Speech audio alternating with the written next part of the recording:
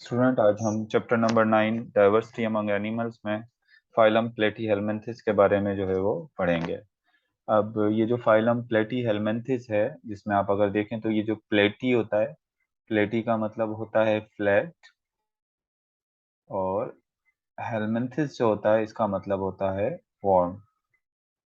तो बेसिकली जो होता है फाइलम प्लेटीहेल्मिन्थिस से जो एनिमल बिलोंग करते हैं, इनकी बॉडी फ्लैट होती है, मतलब इनकी बॉडी इस तरह से चपटी बॉडी होती है, मतलब एक फ्लैट बॉडी होती है। तो इस वजह से इसको हम कॉमनली क्या कहते हैं, इनको हम फ्लैट वॉर्म जो है वो कहते हैं। तो फ्लैट वॉर्म्स के जो है वो अब हम जर्नल कैरेक्टर देख लेते हैं। तो फ्लैट वॉर्म्स के अगर हम जर्नल कैरेक्टर देखें तो सबसे पहले इसकी हैबिटेट अगर हम देखें, मतलब ये कहाँ पाए जाते हैं, तो ये होते हैं फ्री लिविंग भी होते हैं, आजाद भी, मतलब किसी की लिविंग ऑर्गेनिज्म या की बॉडी के साथ अटैच नहीं होते, ये फ्री लिविंग भी हो सकते हैं और ये पैरासाइट भी हो सकते हैं। अब फ्री लिविंग में ये फ्रेश वाटर में भी पाए जा सकते हैं, जैसे प्लेनेरिया हो गया। इसके अलावा ये मेरीन वाटर में भी पाए जाते हैं। इसके अलावा हैबिटेट जो में ये पैरासाइट भी हो सकते हैं। पैरासाइट आपको पता है किसी दूसरे ऑर्गेनिज्म की बॉडी के साथ अटैच होकर उससे जो है वो फूड लेते हैं, पैरासाइट हैं, अपने होस्ट को जो है वो नुकसान पहुंचाते हैं। तो ये पैरासाइट भी हो सकते हैं। और ज्यादातर ये पैरासाइट के तौर पर जो है वो कहाँ रहते हैं, ये रहते हैं ज्यादातर एनिमल के गट में रहते हैं, लिव इन एनिमल गट, यानी उसकी एलिमेंट्री कैनाल में रहते हैं, या फिर किस में रहते हैं, या फिर ये लिवर के अंदर जो है वो रहते हैं। जैसे एनिमल के गट के अंदर मौजूद होता है टैपवॉर्म, और टैपवॉर्म जो है ये भी एक फ्लैट फॉर्म है, टैपवॉर्म। और इसके अलावा लिवर के साथ में जो होता है वो लिवर फ्लूइड जो है, ये भी क्या है, ये भी एक जो है वो प्लेटफॉर्म, मतलब प्लेटीहेल्मिन्थिस से बिलोंग करता है। तो अगर हम इसकी हैबिटेट की बात करें तो ये फ्री लिविंग भी होते हैं, मतलब किसी की बॉडी के साथ अटैच होकर नहीं रहते। और जब किसी की बॉडी के साथ अटैच होकर नहीं रहते तो फ्रेश वाटर भी हो सकते हैं और मेरीन वाटर में भी पाए जा सकते हैं। फ्रेश वाटर में जिस तरीके से प्लेनेरिया है, इसी तरीके से ये पैरासाइटिक भी हो सकते हैं। और अगर ये पैरासाइटिक होते हैं तो किस जगह पर जो है वो रहते हैं, एनिमल की बॉडी में या ह्यूमन की बॉडी में, तो एनिमल के गट के अंदर भी मौजूद हो सकते हैं और ये लिवर के अंदर भी हो सकते हैं। इसके बाद हम इनकी बॉडी की ऑर्गेनाइजेशन देख लेते हैं। तो सबसे पहले तो इनकी बॉडी की ऑर्गेनाइजेशन में ये है कि इनकी बॉडी जो है वो फ्लैटेंड होती है, डोर्सी वेंट्रली, मतलब इनकी बॉडी जो है वो चपटी होती है, ऐसे बिल्कुल फ्लैट होगी, ऐसे बिल्कुल क्या है, ये चपटी फ्लैट है। और जो फ्लैट सरफेस होती है उसके अपर सरफेस को हम डोर्सल साइड कहते हैं, और लोअर जो सरफेस होता है उसको कौन सा साइड कहते हैं, उसको हम कहते हैं वेंट्रल साइड। तो मतलब ये दोनों साइड से ही, यानी अपर साइड और लोअर साइड दोनों साइड से जो है वो डोर्सल साइड से भी और वेंट्रल साइड दोनों साइड से क्या होती है, ये फ्लैट होती है। तो डोर्सो वेंट्रली ये जो है वो क्या होती है, फ्लैटेंड इनकी जो है वो बॉडी होती है। इसके अलावा अगर हम इनकी बॉडी लेयर देखें तो ये ट्रिप्लोब्लास्टिक है। ट्रिप्लोब्लास्टिक मतलब इनकी बॉडी की जो है वो 3 लेयर होती हैं। अगर ऐसे हम इसका जो है वो क्रॉस सेक्शन लें प्लेटीहेल्मिन्थिस का, प्लेटफॉर्म का, अगर आप एक क्रॉस सेक्शन ले लें इस तरह से, तो इसके क्रॉस सेक्शन में 3 लेयर होंगी। सबसे अपर जो बॉडी की लेयर है आपको पता है कि उसको हम बोलते हैं एपिडर्मिस, दरमियान वाली जो होती है मेसोडर्मिस है, और सबसे अंदर की जो लेयर है वो कौन सी है, वो है एंडोडर्मिस। तो इसकी बॉडी जो है वो 3 लेयर से मिलकर बनी है, एपिडर्मिस, मेसोडर्मिस और एंडोडर्मिस। और ये जो सेंट्रल वाला पोर्शन है ये इसका क्या है, ये इसका गट है, यानी ये इसकी एलिमेंट्री कैनाल है। तो ये जो होते हैं बेसिकली जो है बॉडी ऑर्गेनाइजेशन में फ्लैट बॉडी होती है, उसके साथ क्या होते हैं, ये ट्रिप्लोब्लास्टिक होते हैं। और ट्रिप्लोब्लास्टिक होने के साथ साथ इनकी अगर हम सिमेट्री की बात करें तो ये किस तरह के सिमेट्रिकल होते हैं, ये बाइलेटरल सिमेट्रिकल होते हैं। मतलब अगर आप इसकी बॉडी को इस तरह से लॉन्गिट्यूडनली आप ऐसे डिवाइड करें तो ये 2 इक्वल हॉल्स में डिवाइड हो रही है इधर। तो इनकी सिमेट्री क्या हो गई, इनकी सिमेट्री हो गई 2 सिमिलर हॉल्स में डिवाइड हो रही है। तो इसको जो है वो इसकी बॉडी, इसकी सिमेट्री को हम क्या कहेंगे, इसकी सिमेट्री को हम कहेंगे कि इसकी बाइलेटरल सिमेट्री है। बाइलेटरल सिमेट्री होने के साथ साथ इन इसकी एक और जो स्पेशल कैरेक्टरिस्टिक है कि ये एसिलोमेट होते हैं। ये क्या है? एसिलोमेट है। एसिलोमेट का मतलब क्या है? Coelom is absent. तो देखें, मैंने आपको बताया था कि पिछली लेक्चर में बताया था कि मीजोड्रम एनिमल्स में स्प्लिट हो जाती है दो पोर्शन में, और मीजोड्रम के स्प्लिट होने की वजह से बीच में जो एक कैविटी बनती है, उस कैविटी को हम क्या कहते हैं? उसको हम सीलोम कहते हैं। लेकिन इनमें मीजोड्रम स्प्लिट नहीं होती। मीजोड्रम में मीजेनकाइमा सेल्स मौजूद होते हैं, और इनमें जो है वो मीजोड्रम स्प्लिट नहीं होती, तो इस तरह की कोई बॉडी कैविटी या सीलोम इनमें मौजूद नहीं होती। तो याद रखिएगा कि जो है एक वाहिद फाइलम है ये, एक ये वाहिद फाइलम है जो कि क्या है, जो कि जो है वो एसिलोमेट है। जितने भी आपके पास फाइलम दिए हुए हैं ट्रिप्लोब्लास्टिक एनिमल्स के, जितने भी फाइलम है उनमें ये वाहिद फाइलम है जो क्या है, जो कि एसिलोमेट है। अच्छा, इसके बाद अगर हम इसकी लोकोमोशन की बात करें तो इनकी लोकोमोशन की बात करें तो जो फ्री लिविंग फॉर्म्स होते हैं वो मोटाइल होते हैं। मतलब जो फ्री लिविंग होते हैं वो क्या करते हैं? वो मूव कर सकते हैं। फ्री लिविंग जो है, जिस तरह प्लेनेरिया हो गया, फ्री लिविंग जो है वो मोटाइल होते हैं। और कैसे मूव करते हैं ये? यानी इनका जो ये किस चीज के जरिए मूव करते हैं? तो ये मूव करते हैं बाय सीलिया। मिसाल के तौर पे अगर ये प्लेटफॉर्म है, तो इसके वेंट्रल साइड पर छोटे छोटे जो है वो क्या मौजूद हैं? ये सीलिया मौजूद हैं, जो कि इसको किस चीज में हेल्प करते हैं? जो कि इसको मूव करने में जो है वो क्या करते हैं? हेल्प करते हैं। तो सीलिया इसको किस चीज में हेल्प करते हैं? सीलिया इसको हेल्प कर रहे होते हैं किसमें? इसकी मूवमेंट में जो है वो सीलिया हेल्प करते हैं। तो इसके अलावा अगर हम इसके जो है वो पैरासाइट की बात करें, जो पैरासाइट होते हैं तो उनके जो बॉडी के साथ जो अटैच होते हैं, तो उनके अंदर कोई इस तरह की मूवमेंट हमें नजर नहीं आती।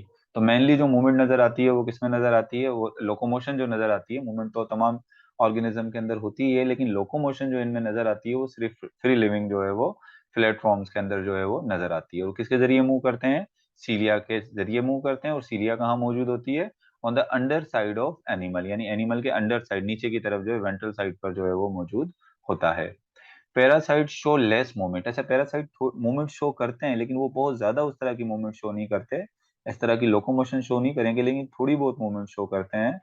तो पैरासाइट शो लेस मूवमेंट, थोड़ी बहुत मूवमेंट जो है वो शो करेंगे। जिस तरह गट के अंदर ट्रैपवॉर्म है या लिवर फ्लूक जो है वो थोड़ी बहुत मूवमेंट अपनी शो करेंगे।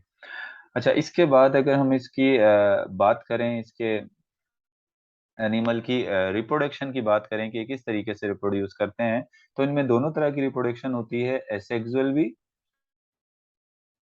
और इनमें सेक्सुअल रिप्रोडक्शन भी होती है।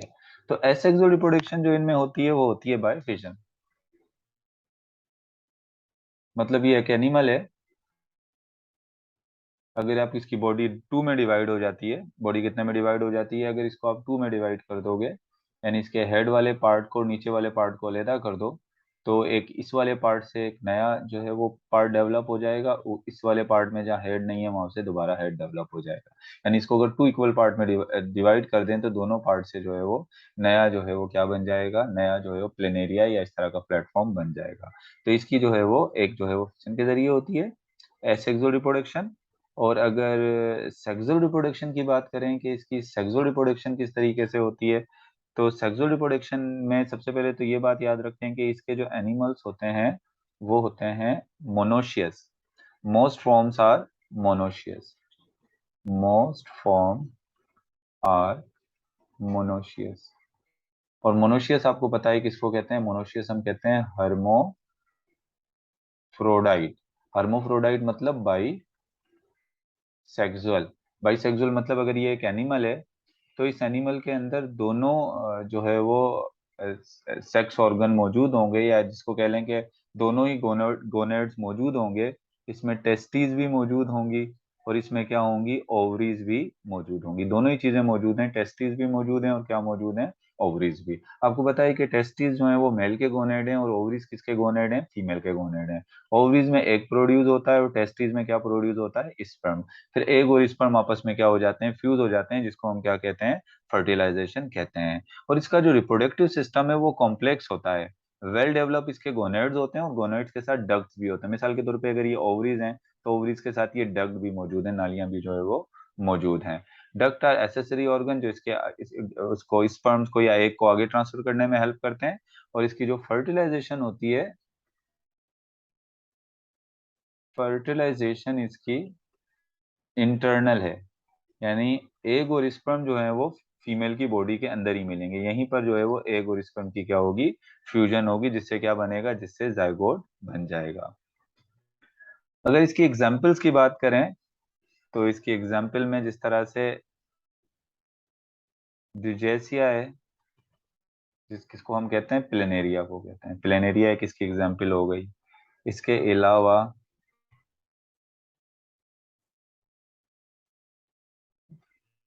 ऐसी फैसियोला है, जिसको हम लिवर फ्लूक भी कहते हैं। इसके अलावा सीनिया है, जिसको हम टैपवर्म भी कहते हैं। तो मतलब प्लेनेरिया, लिवर फ्लूक और टैपवर्म क्या है, इसकी एग्जाम्पल्स हैं। इसके अलावा इवोल्यूशनरी एडॉप्टेशन इन प्लेटीहेल्मिन्थेस, मतलब प्लेटीहेल्मिन्थेस ने टाइम टू टाइम इनके अंदर किन किन चीजों की जो है वो एवोल्यूशन हुई है। तो डाइजेस्टिव सिस्टम इसका जो है वो अब इसका डाइजेस्टिव सिस्टम जो है वो किस तरह का होता है, इसका डाइजेस्टिव सिस्टम जो है वो इनकम्प्लीट है। अब इनकम्प्लीट का मतलब क्या है डाइजेस्टिव सिस्टम का, अब ये एक एनिमल है, अगर एक प्लेनेरिया है तो ये इसका माउथ है, और माउथ के साथ ये इसकी जो है वो एलिमेंट्री कैनाल है। अब इसका सिर्फ माउथ में एक ही ओपनिंग है, यानी माउथ है, एनस नहीं है, एक ही पार्ट है जहाँ से फूड एंटर होगा और यहीं से फूड एक्सक्रीट होगा। तो इसका मतलब हम कह सकते हैं कि इसका डाइजेस्टिव सिस्टम जो है वो, डाइजेस्टिव कैनाल जो है वो क्या है, इनकम्प्लीट है। और इसको क्यों इनकम्प्लीट कह रहे हैं, क्योंकि उसकी सिर्फ एक ही ओपनिंग है, और उस ओपनिंग को हम क्या कह रहे हैं, उसको हम कह रहे हैं माउथ। रेस्पिरेशन की बात करें तो रेस्पिरेटरी सिस्टम एब्सेंट, यानी इसमें कोई स्पेशल रेस्पिरेटरी सिस्टम नहीं होता। जैसे फिश के अंदर गिल्स होते हैं, हमारे पास लंग्स होते हैं, तो इनका कोई ऐसा स्पेशल रेस्पिरेटरी सिस्टम नहीं होता। तो फिर ये रेस्पिरेशन कैसे करते हैं, जर्नल बॉडी सरफेस से ऑक्सीजन एब्जॉर्ब करते हैं, और कार्बन डाइऑक्साइड भी जर्नल बॉडी सरफेस से जो है वो डिफ्यूज होकर आउटसाइड चली जाती है। मतलब इनकी जो रेस्पिरेशन होती है वो जर्नल बॉडी सरफेस से होती है, और किसके जरिए होती है, डिफ्यूजन के जरिए होती है। इसी तरीके से अगर हम ट्रांसपोर्ट की बात करें तो इनके पास कोई स्पेशल ट्रांसपोर्ट सिस्टम मौजूद नहीं होता, यानी फूड जो ट्रांसपोर्ट होता है वो डिफ्यूजन के जरिए हो जाता है पूरी बॉडी में, और ऑक्सीजन भी डिफ्यूजन के जरिए ट्रांसपोर्ट हो जाती है। जैसे हमारा एक स्पेशल ट्रांसपोर्ट सिस्टम है ब्लड सर्कुलेटरी सिस्टम, इस तरह का कोई ट्रांसपोर्ट सिस्टम इनके पास मौजूद नहीं है। एक्सक्रीशन की अगर हम बात करें, एक्सक्रीशन आपको पता है नाइट्रोजनस वेस्ट को बॉडी से बाहर निकालने का जो प्रोसेस है, इसको हम क्या कहते हैं, इसको हम कहते हैं, या जो हार्मफुल वेस्ट होते हैं उनको बॉडी से रिलीज करने के प्रोसेस को हम एक्सक्रीशन कह रहे हैं, स्पेशली जो नाइट्रोजनस वेस्ट को रिलीज करते हैं, तो इसको हम एक्सक्रीशन कह रहे हैं। तो इसकी एक्सक्रीटिव सिस्टम कंसिस्ट होता है टू लेटरल कैनाल्स पर। मिसाल के तौर पे देखें, एक लेटरल कैनाल ये है और दूसरी लेटरल कैनाल ये है। तो एक्सक्रीटिव सिस्टम का किस पर कंसिस्ट होता है, टू लेटरल कैनाल पर। इट्स ब्रांच है वो फ्लैम सेल, यानी इनमें से जो ब्रांच निकल रही होती है उनमें कौन से सेल्स होते हैं, इनमें होते हैं फ्लैम सेल। अब फ्लैम सेल क्या करते हैं, इसके नाइट्रोजनस वेस्ट को और एक्स्ट्रा वाटर को एब्जॉर्ब करते हैं, एब्जॉर्ब करके इस कैनाल को दे देते हैं, और कैनाल क्या करती है, इसको बॉडी से बाहर निकाल देती है। कैनाल्स में कुछ ओपनिंग्स होती हैं जो बॉडी से बाहर की तरफ खुल रही होती हैं। तो इसका मतलब इसके पास एक्सक्रीटरी सिस्टम मौजूद है, और इसका excretory system two lateral canals पर कंसिस्ट है। और उन लेटरल कैनाल की ब्रांचेस में से कौन से सेल निकल रहे होते हैं, फ्लैम सेल। नर्वस सिस्टम की बात करें तो इसके पास नर्वस सिस्टम जो होता है consist of a pair of anterior ganglia, it has longitudinal nerve. यानी इनका जो नर्वस सिस्टम होता है, मिसाल के तौर पे जो सेंट्रलाइज नर्वस सिस्टम होता है, सेंट्रलाइज नर्वस सिस्टम किसको कहते हैं, जिसमें ब्रेन होता है और उसमें साथ स्पाइनल कोड होती है ये, और उससे नर्व्स निकल रही होती हैं, तो ये कौन सा नर्वस सिस्टम होता है, ये होता है सेंट्रलाइज नर्वस सिस्टम। तो सेंट्रलाइज नर्वस सिस्टम की जो स्टार्ट हुई थी वो कहाँ से हुई थी, वो प्लेटफॉर्म से जो है वो स्टार्ट हुई थी। तो it consist of a pair of anterior ganglia, यानी इसका ये जो एंटीरियर साइड है, हेड वाला साइड जो एंटीरियर साइड है, यहाँ पर दो गैंग्लिया मौजूद होते हैं। गैंग्लिया बेसिकली किसको कहते हैं, जो हमारे न्यूरॉन्स होते हैं या एनिमल्स के जो न्यूरॉन होते हैं, उन न्यूरॉन्स का के जो सेल बॉडीज होती हैं, वो सेल बॉडीज जब एक जगह जमा हो जाती हैं, उसके कलेक्शन को हम क्या कहते हैं, उसके कलेक्शन को हम कहते हैं गैंग्लिया। तो इसके पास दो पेयर होते हैं गैंग्लिया के, and it has longitudinal nerves, यानी इसमें से इन्हीं गैंग्लिया में से इस तरह से लॉन्गिट्यूडनल क्या निकल रही होती हैं, ये नर्व भी निकली हुई होती हैं इस तरह से। मतलब ये जिस तरह हमारी स्पाइनल कोड होती है, इस तरीके से इनकी ये दो लॉन्गिट्यूडनल नर्व जो है वो मौजूद होती हैं। इसके बाद अगर हम इसकी इम्पोर्टेंस की बात करें, इम्पोर्टेंस में आपको पता है दोनों चीजें आ जाती हैं, फायदा भी आ जाते हैं और नुकसान भी आ जाते हैं। मतलब इसकी अहमियत क्या है, हमें ये क्या फायदा दे रहा है और क्या नुकसान दे रहा है। तो इम्पोर्टेंस की अगर हम बात करें तो पैरासाइटिक फ्लैटवर्म, पैरासाइटिक जो फ्लैटवर्म होते हैं जैसे लिवर फ्लूक हो गया, टैपवर्म हो गया, they are very harmful for man. यानी इसमें जो है इसकी इम्पोर्टेंस में हम बात करेंगे किसकी, पैरासाइटिक प्लेटफॉर्म की। अब पैरासाइटिक प्लेटफॉर्म की अगर हम बात करें तो उसमें लिवर फ्लूक आ जाता है, और दूसरा कौन आ जाता है, दूसरा आ जाता है टैपवर्म। ठीक है, आ जाता है ये टैपवर्म आ जाता है। अब आपको पता है कि these parasitic forms, tapeworm, liver fluke, blood fluke and kettles, kettles के अंदर, ह्यूमंस के अंदर होते हैं ये। लिवर फ्लूक हमारे लिवर के साथ अटैच होता है और लिवर का ब्लड सक करता है। टैपवर्म जो होते हैं ये हमारे इंटेस्टाइन के अंदर होते हैं, जो हमारा जो है वो फूड को जो है वो ले रहे होते हैं, तो इस तरह से हमें ये नुकसान पहुंचाते हैं। तो ये आज हमने बात करी कौन से फाइलम की, आज हमने बात करी फाइलम प्लेटीहेल्मिन्थिस की। एमसीक्यूज के हवाले से जो आपको प्लेटीहेल्मिन्थिस के हवाले से जो बातें याद रखनी है वो मैं आपको बता देता हूँ। तो सबसे पहले तो आपने इसके जो बॉडी ऑर्गेनाइजेशन है ना, इसकी डोर्सी वेंट्रल बॉडी होती है, ट्रिप्लोब्लास्ट होते हैं, बाइलेटरल सिमेट्री होती है, और ये एसिलोमेट होते हैं। इस कैरेक्टर को तो लाजमी याद रखना है कि ये क्या होते हैं, ये एसिलोमेट होते हैं, कि ये स्पेशली इसी का एक कैरेक्टरिस्टिक है ट्रिप्लोब्लास्टिक एनिमल में। इसके अलावा आपने क्या याद रखना है, आपने इसकी जो है वो एग्जाम्पल्स याद रखनी है, ये किससे बिलोंग करती हैं। और आपकी बुक में इनकी तस्वीर दी हुई है, तो आप इन्हें तस्वीर भी अच्छी तरीके से देख लीजिएगा, कि अगर ये तस्वीर दे दी जाए और पूछा जाए आपसे ये एनिमल जो है वो कौन से फाइलम से बिलोंग करता है, तो इन तीनों की आप तस्वीर देख लीजिएगा। और इनमें से याद रख लीजिएगा कि कौन सा फ्री लिविंग है और इनमें से कौन से जो है वो पैरासाइट हैं, ये याद रख लीजिएगा। और एवोल्यूशनरी एडॉप्टेशन में सिर्फ एक एवोल्यूशनरी एडॉप्टेशन ये याद रखिएगा कि इनमें एक्सक्रीशन जो है वो टू लेटरल कैनाल, और इनमें क्या होते हैं, फ्लैम सेल होते हैं। फ्लैम सेल का भी सिर्फ इसी में होता है, तो इस वजह से आपने याद रखना है कि ये फ्लैम सेल इसी में है। सही ना, ये इंपॉर्टेंट पॉइंट है जो आपने इसके क्या रखने हैं, इसके आपने इस फाइलम के जो है वो याद रखने हैं। तो नेक्स्ट टाइम फिर हम जो है वो दूसरे फाइलम जो है फाइलम जो है राउंड वर्म्स जो हैं उनके बारे में, फिर नेमाटोड्स के बारे में जो है वो बात करेंगे।